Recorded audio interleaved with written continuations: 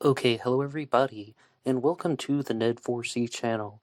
This is the first of several episodes that is going to be coming out in something that I call Old Time TV. Just going to be talking about some older television shows out there. Back when I was 23 or 24, I had this friend from college that was just encouraging me to get back into the swing of old time television.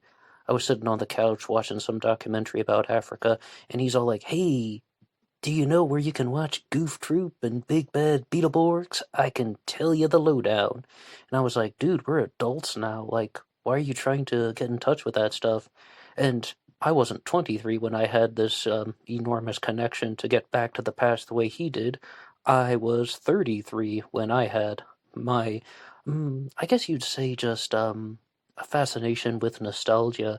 And I wanted to watch a lot more of the cartoon shows that I saw growing up, as well as just some older programs. Not everybody is like that, but I'm sure if you made it to this part of YouTube, you've had those types of experiences as well when you're like, "Hey, wait, remember that show that I used to watch when I was a kid? I want to see it again, like right now." And thankfully, YouTube is a really good place for watching older TV shows because they probably won't get a lot of traffic on streaming services like Netflix or even other ones like Paramount Plus or something. But they might as well just put them out on YouTube, let people watch them, even if there's no monetization or the creators wouldn't even be getting any money at this point.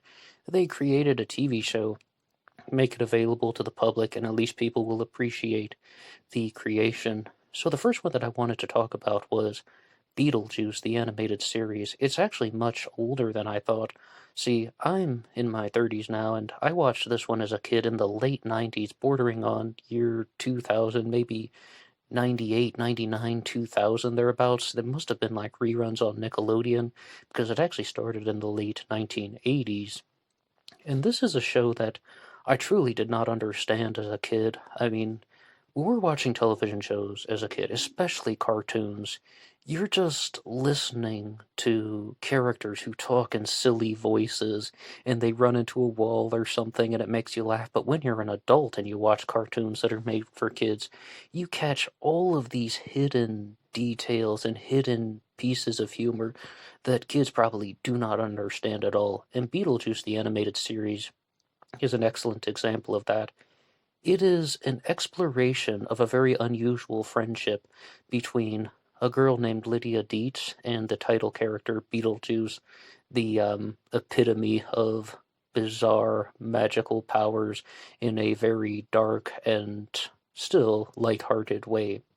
Yes, of course, it comes after the film that was made, and some other reviewers have also pointed out that they really wanted to deviate from the movie storyline, but they did hold on to a certain piece of connection, and that would be nothing more than this piece of music we're going to listen to right now.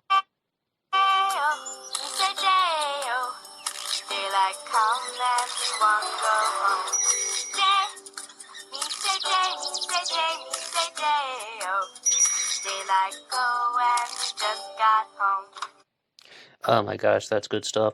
I am also the host of the show Black Box All Night Radio here on YouTube, as well as the presenter for Astro Psych 400, and I regularly contribute to the Zodiac Killer channel.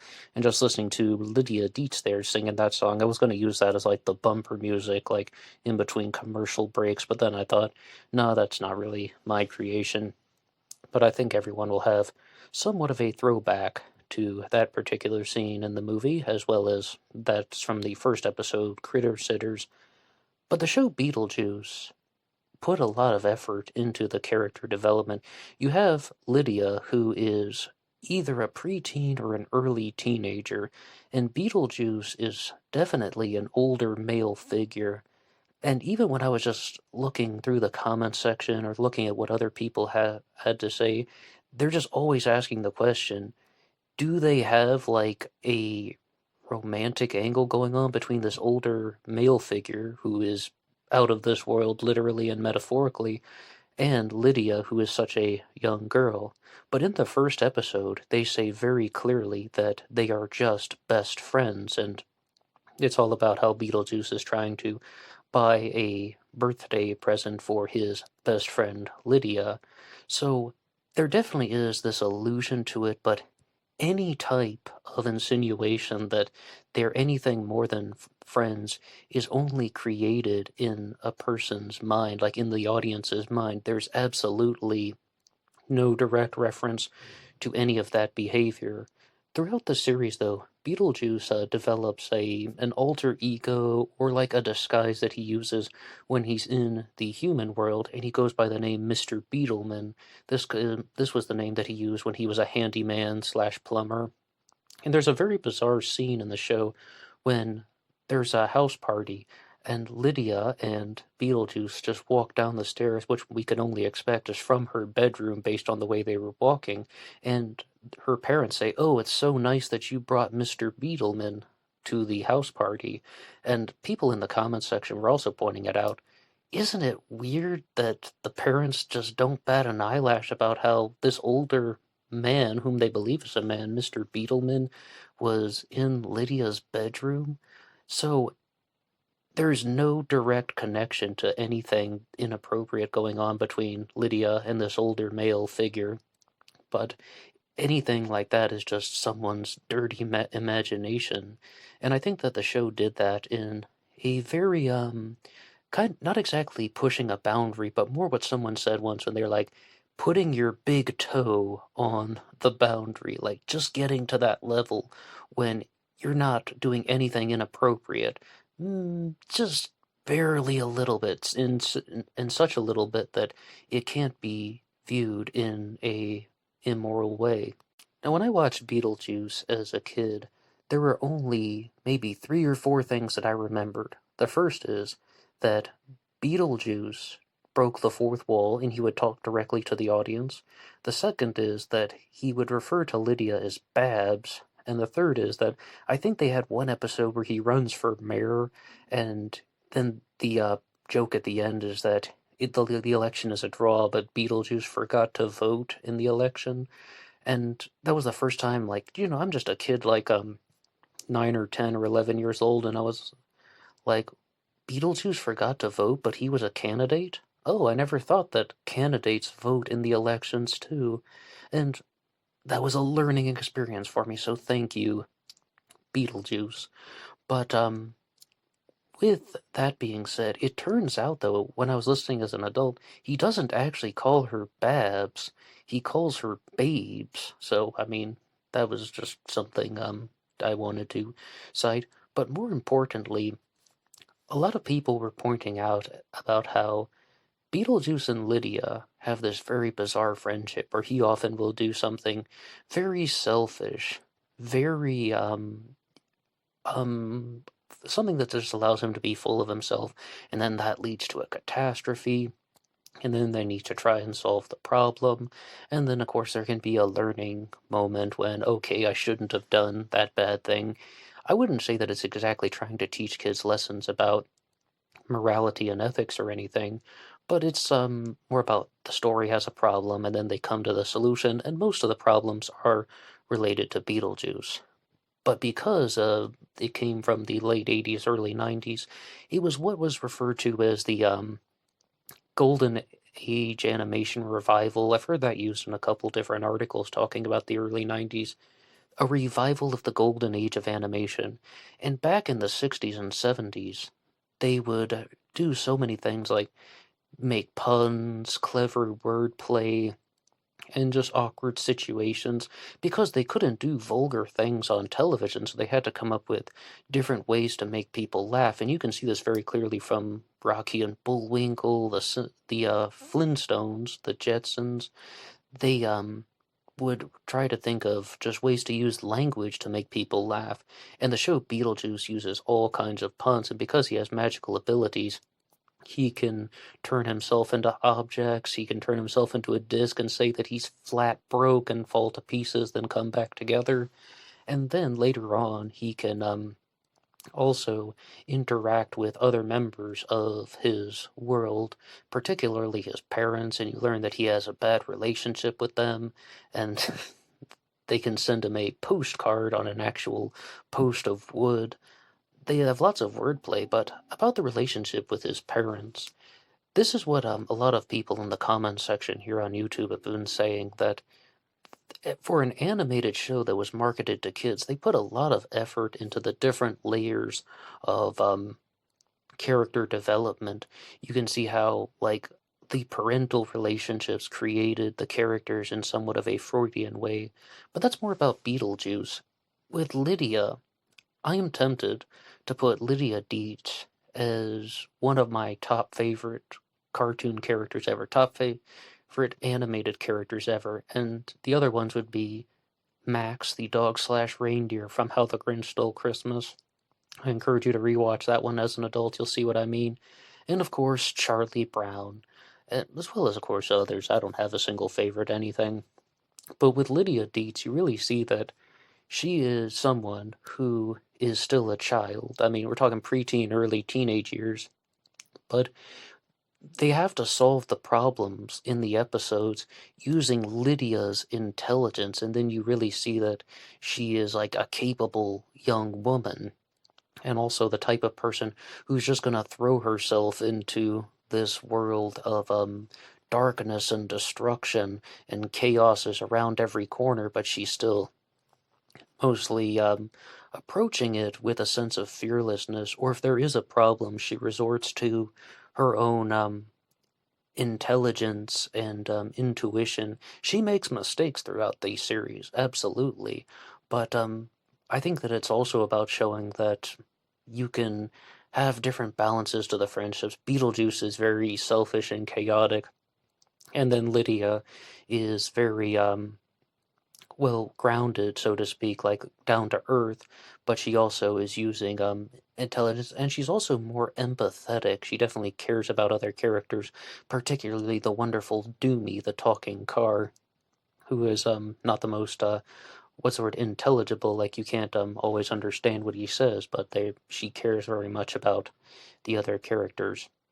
There will be points in the series though when Lydia will do something nasty to Beetlejuice, and then Beetlejuice will of course get very angry and he will do selfish things. But I think it's also a tale of friendship, and you're meant to remember that at the end of the day, they are best friends and they do care about each other.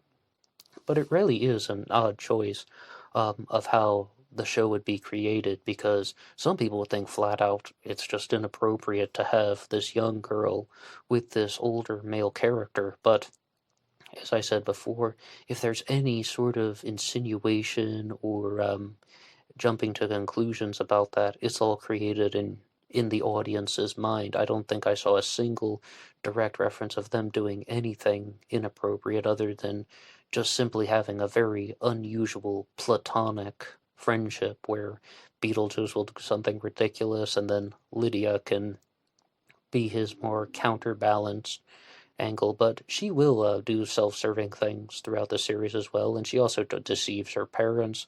And then I think one of the benefits of having this as a kids show is you can view the parents as like a stale, boring, not super likable set of individuals, and then Lydia is the kid who just has this desire for excitement and adventure, and she doesn't want to be held back even by the constraints of Earth and our dimension and the world that we live in. She'll just go into the world where Beetlejuice lives, and even if it's encountering those horrible sandworms. So, those are just some notes that I wanted to share about the show Beetlejuice, the animated series, and talk about some dynamics of it. Not going through everything point by point, but if I did have a favorite episode, I said I didn't have them, but I have a lot of favorites. But the episode that stood out to me the most was Brinkadoo, where they go to the village of Brinkadoo, which appears once every eternity, and if everybody in the town falls asleep, then the town will no longer exist. See, this is some things that I think writers in the writers' room were probably having a really good time with. But the thing is, though, it actually is somewhat funny, like a town that exists only once every eternity, yet somehow Beetlejuice knows about it. I mean, you gotta know, like, like, it makes you laugh even as I'm trying to hold back laughter from that now, but there's a certain absurd element, and humor can be that which defies logic. And the show Beetlejuice is filled with that. Just like, as I said, clever wordplay and using cartoon abilities. Because I remember I was watching an interview once with Jackie Chan when he did the show Jackie Chan Adventures, and that was first released on, I think, the WB at the time back in the day. And he said, I always wanted to have a cartoon show because a cartoon can do things that people cannot. I mean, no matter how brilliant an actor is, they cannot turn themselves into a disc, smash it themselves into a million pieces, and then just come back together. Cartoons can also allow certain inanimate objects to come to life, and this has been going on since the 1920s, more or less. And like, if you, especially if you watch the old Iwerks cartoons and so on, so I find a lot of that in the show Beetlejuice. They really challenge states of being. They really challenge fairness, and sometimes watching the show, you even get frustrated with how tolerant Lydia is of Beetlejuice's selfishness and unfairness, and how he's always scheming for something on his own behalf. And the only other complaint I would make about the show is, I mean, the first one wasn't even a complaint. That's the whole point. They have this weird friendship, yet at the end of the day, they're still friends. But a complaint I would make is that Beetlejuice is actually a horribly disgusting individual. I mean, he has horrible hygiene. He doesn't take care of his appearance, and sometimes they'll zoom in on his like nasty feet and such. And part of me is like, I know this is a cartoon and I know it isn't real, but there are just disgusting aspects about him. And why on earth would Lydia ever want to be friends with somebody like Beetlejuice when he is just so obviously repulsive? But it's a cartoon all the same. It's meant for kids. It's meant to be entertaining. It's meant to make you laugh. And part of you, I mean, whoever you are, would probably just want that too.